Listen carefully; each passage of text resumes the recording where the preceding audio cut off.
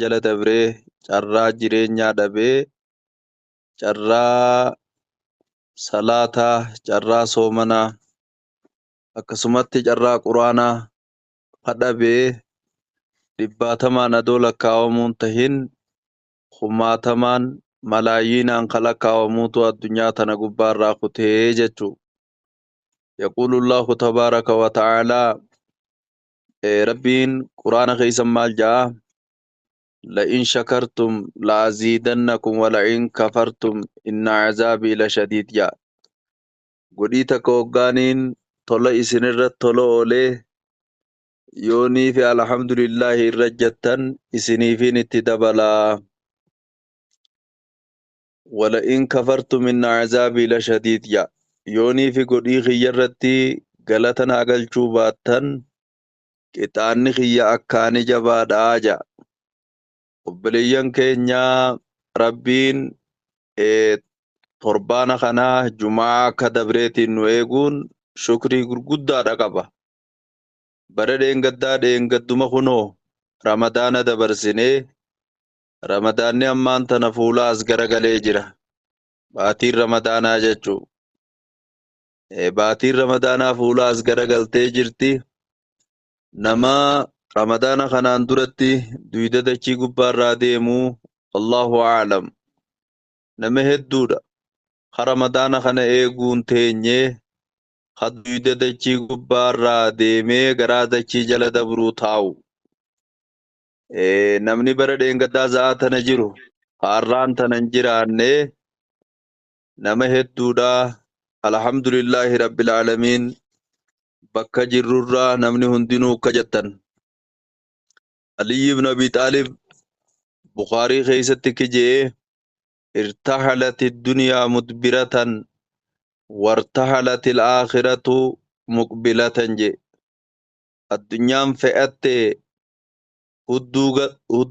هدو بغرتي غرغلتي جي عليين وارتحلت الآخرة مقبلة آخرانيس فئتتي أكست فولاس غرغلتي جرتيا أدوار رنتين درججو ولكل واحدة منهما بنون أكنا جعليين بخاري غيزتي الدنيا كوبا إلمان قفدي آخرانيس كوبا إلمان قفدي فكونوا من أبناء الآخرة يا إلمان نما إلمان آخراتها إلمان آخراتها جتون نما قويا سنيف جراكتو نما قويا لادي غسينو سنيف دلغتو نما قويا سن astaa'ee qabrii isaa tolfatu nama sanirraa tahaadha.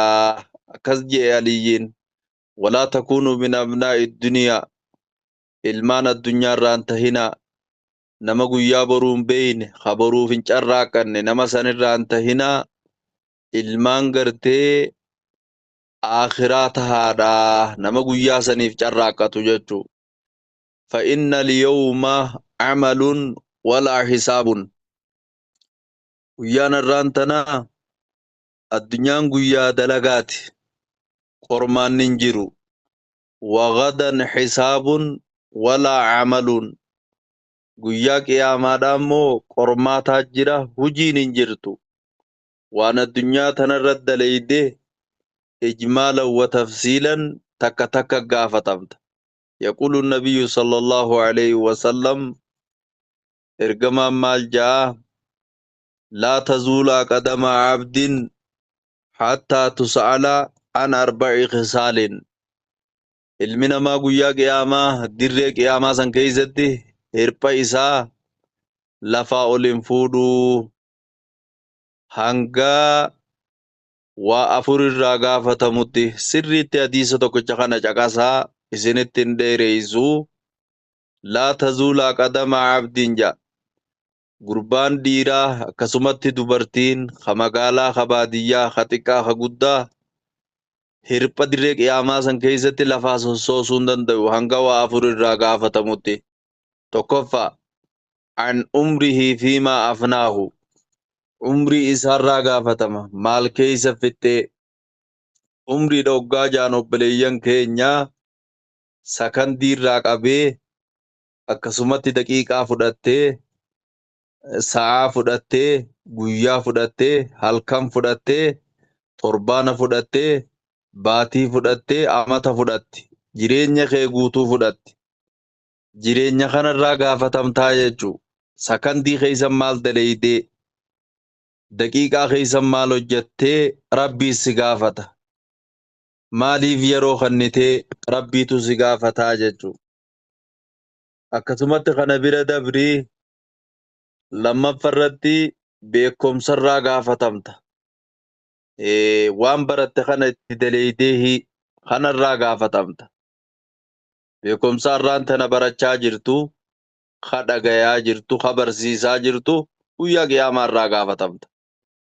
Sadaffaa qabeenya وعن ماله من أين اكتسبه وفي ما أنفقه أي سرافده أي سباسه قبرتي قبرتين بكر رافده اتقافة تمتا سمونين تكا سانتمني تكو أدو ربي جلن دبره بكت تباستيس يا قمچو الرا نما قبيني إسا وان دفك إساتين دلگه ustaaza isaatiif kitaaba bitee akkasumatti barsiisaa isaa gargaaree haadha abbaa isaa gargaaree masgiida faa hoggaa dubbatan waan kheyiraataa hoggaa dubbatan keeysa gumaachatu guyyaa qiyaamaadhaa siif tahaa jechuu. Kitaabni har'aan tanaati barsiisaa tokkoof bitte ilaa hanga guyyaa qiyaamaatti si fayyada.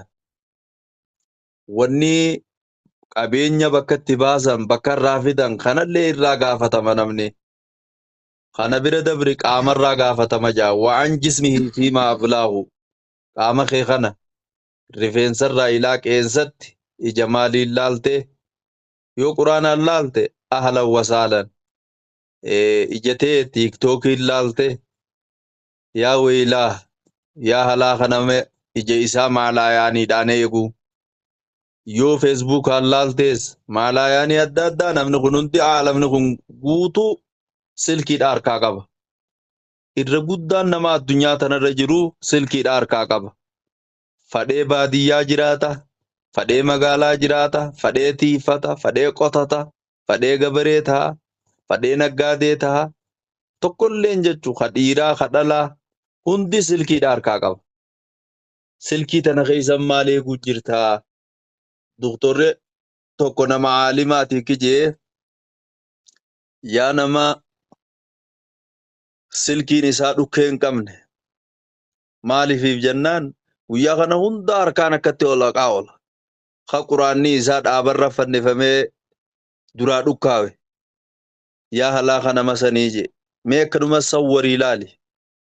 Nama guyyaa kanatti silkii isaa tana dhukkeen takka ganama hoggaa hirriibaa kee adoo ilmaan isaa ija keeysan laalle adoo huccuu isaan naqanne namni silkii tuqee eenyuun dawwalee akka nama hanga hoggaasit dawwalan sii salaata jiru akka nama wanni jabduun takka si buute hatattamaan hoggaa salaammatte silkuma banee laala ilmi namaa kun akka keessa jiru namni hundi ni beeka.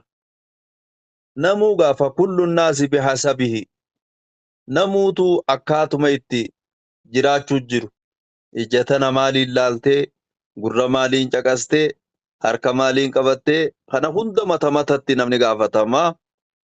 Akkasitti barsiisota keenya barattoota keenya haa jajjabaannu.